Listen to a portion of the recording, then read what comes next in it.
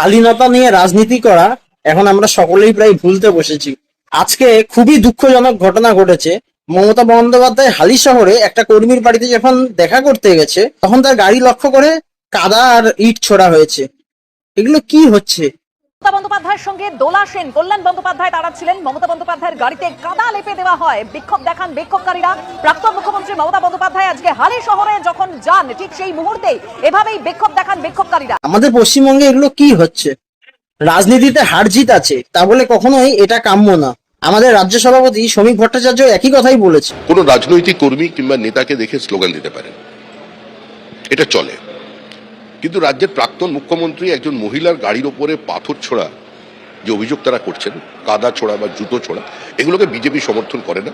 এই দল মত নির্বিশেষে এই একই কথাই বলছি, একটু নিজেদের মধ্যে শালীনতা বজায় রাখুন।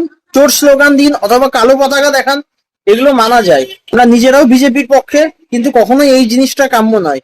15 বছর ধরে তিনিও মানুষকে জ্বালিয়েছেন, অনেক মিথ্যা কেসও দিয়েছেন, কিন্তু তা বলে এই রকম ঘটনা যদি আরো বারবার ঘটতে থাকে, এতে কিন্তু আসলে তৃণমূলেরই লাভ হচ্ছে।